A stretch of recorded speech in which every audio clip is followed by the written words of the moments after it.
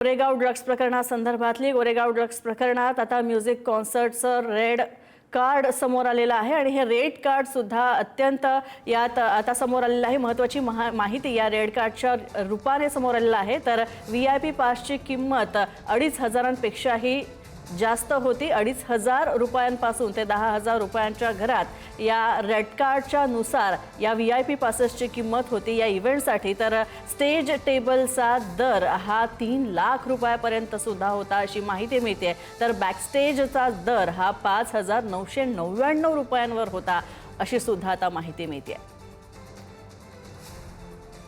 आपण पाहतोय गोरेगाव ड्रग्स प्रकरणामध्ये नेस्को इथं झालेल्या म्युझिक कॉन्सर्टमध्ये 2 तरुणांचा ड्रग्समुळे ओव्हरडोसमुळे मृत्यू झाला होता। नंदकिशोर गावडे आमचे प्रतिनिधी आमच्या सोबत आहेत।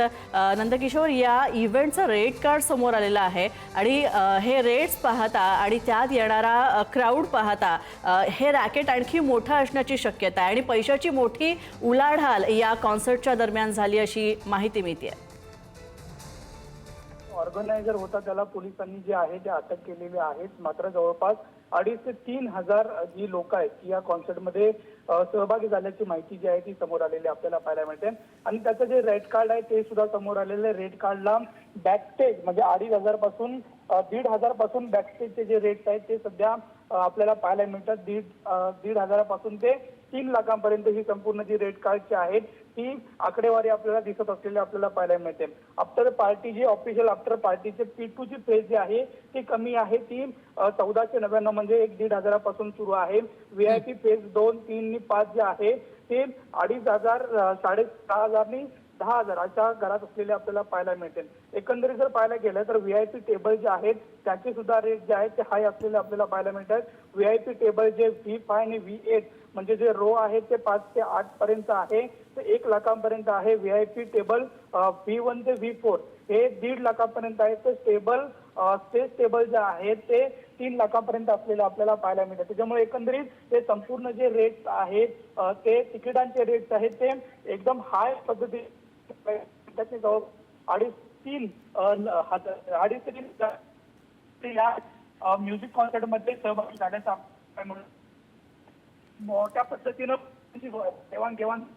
मात्र यामध्ये पाहायला गेलं तर अंमली सुद्धा सेवन केल्याची सुद्धा घटना समोर आलेली आपल्याला पाहायला मिळते। तर दुसऱ्या बाजूला अल्कोहोल सुद्धा ऑफिशियल जी नक्कीच धन्यवाद नंदकिशोर या सगळ्या अपडेट्स बद्दल। तर आपण पाहतोय जो इव्हेंट झाला, म्युझिक कॉन्सर्ट झाला गोरेगावमध्ये आणि या ड्रग्स प्रकरणामध्ये मोठी उलाढाल झाली होती। या इव्हेंटचे तिकीट्स, या इव्हेंटचं रेड कार्ड समोर आलंय।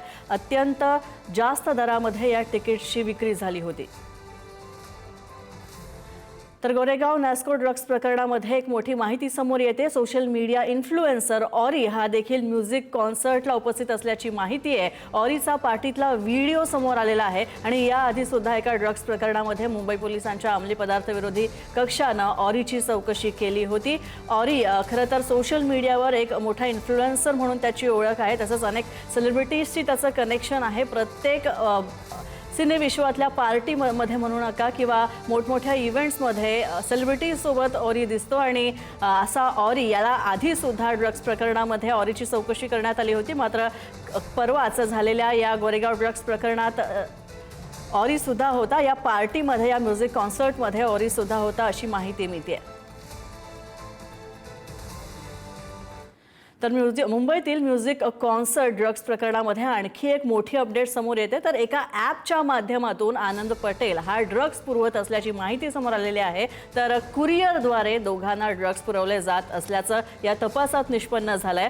अटकेत असलेल्या प्रतीक पांडेची पोलिसांनी ही चौकशी दरम्यान त्याच्याकडनं ही माहिती पोलिसांना मिळालेली आहे आणि प्रतीकच्या जबाबावर ड्रग्स पुरवल्याच्या आरोपाखाली आनंद पटेलला कल्याणमधनं अटक करण्यात आली होती। तर आधी सुद्धा आनंदनं ड्रग्स पाठवल्याचा प्रतीक पांडेचा चौकशीत खुलासा झालेला आहे।